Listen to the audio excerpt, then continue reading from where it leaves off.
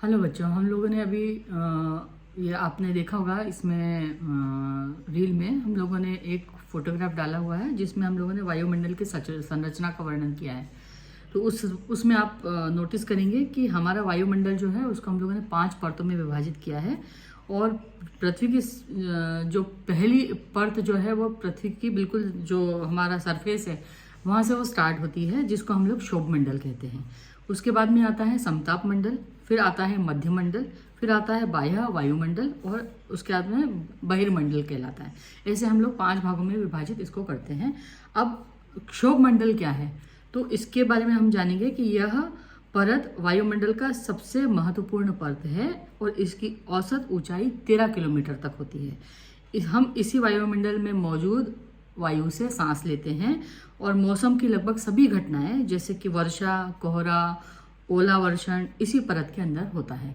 तो सबसे इंपॉर्टेंट परत कौन सी हो गई, ये इसमें आपने चित्र में आप देखेंगे कि सबसे नीचे वाला जो मंडल है जो कि क्षोभ मंडल कहलाता है। माउंट एवरेस्ट से मतलब की ऊंचाई 8,500 फीट है, लेकिन उसके बाद में भी उसके ऊपर तक भी ये क्षोभ मंडल की सीमा मानी जाती है, मापी जाती है। मतलब लगभग 13 किलोमीटर ऊंचाई तक क्षोभ मंडल पाया जाता है। ठीक है, उसके बाद में आता है समताप मंडल। तो क्षोभ मंडल के ऊपर का जो हिस्सा है उसके क्षोभ मंडल के ऊपर वाला जो हिस्सा है वो समताप मंडल कहलाता है और इसकी लेंथ कितनी होती है, लगभग 50 किलोमीटर ऊपर तक होती है ना। और यह परत बादलों एवं मौसम संबंधी सभी घटनाओं से यह परत मुक्त होती है। इसके फलस्वरूप यहाँ की परिस्थितियां जो हैं वो हवाई जहाज उड़ाने के लिए आदर्श होती है। आपने कभी एयर ट्रेवल किया होगा तो आपने देखा होगा कि आपका जो हवाई जहाज है एक समय के बाद में वो बादलों के ऊपर उड़ता है। तो वो उस जहाँ पे वो ऊपर उड़ता है उसको हम क्या कहते हैं, उसको हम समताप मंडल कहते हैं। और इसकी यह विशेषता होती है कि इसमें ओजोन गैस की परत होती है और यह परत सूर्य से आने वाली जो हानिकारक यूवी किरणें हैं उन गैसों से उन किरणों से हमारी रक्षा करती है। ठीक है, इसके बाद में आता है मध्यमंडल। अब ये मध्यमंडल क्या कार्य करता है तो यह वायुमंडल की तीसरी परत है और यह समताप मंडल के ठीक ऊपर होती है। यह लगभग 80 किलोमीटर की ऊंचाई तक फैली होती है और अंतरिक्ष में प्रवेश करने वाले उल्कापिंड इसी परत पे आते हैं।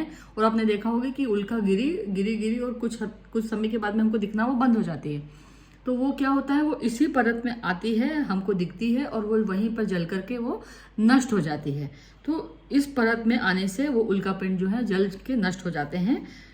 तो ये मध्यमंडल भी जो है वो बहुत इंपॉर्टेंट वायुमंडल की परत है। इसके बाद में आता है बाह्य वायुमंडल। बाह्य वायुमंडल में जो बढ़ती हुई ऊंचाई के साथ साथ में उसमें तापमान जो है वो बहुत तेजी से बढ़ता है, क्योंकि सबसे ऊपरी परत है वो, तो वहाँ पे तापमान बहुत तेजी से बढ़ता है। आयन मंडल इसी परत का एक भाग है और यह 80 से 400 किलोमीटर तक फैला हुआ होता है और रेडियो संचार के लिए इसी परत का उपयोग किया जाता है। जो सैटेलाइट होते हैं वो इसी परत की वजह से, इसी परत से हम उनको सैटेलाइट को यहाँ पर भेजते हैं और इसी से जो रेडियो संचार जो है हमारे जो प्रक्षेपित उपग्रह हैं उनका हम उपयोग कर पाते हैं। वास्तव में पृथ्वी से प्रसारित रेडियो तरंगे इसी परत द्वारा पुनः पृथ्वी पर परिवर्तित कर दी जाती हैं। मतलब यहाँ पे हम भेजते हैं कोई भी संदेश और वहां से फिर वो पृथ्वी को वापस से भेज दी जाती हैं। तो ये हमारा ये चौथा मंडल हो गया वायु का। और 5वां मंडल जो होता है वो सबसे आखिरी मंडल है और वायुमंडल की सबसे ऊपरी परत बहिर्मंडल के नाम से जानी जाती है। यह वायु की पतली परत होती है। हल्की गैसें जैसे हीलियम, हाइड्रोजन यहीं से अंतरिक्ष में तैरती रहती हैं।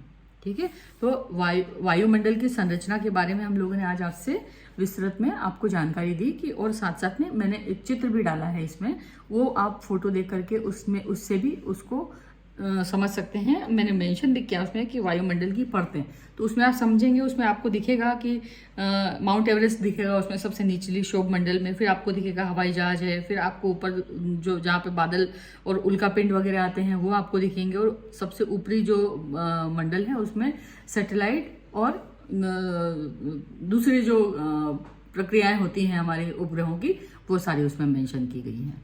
Thank you.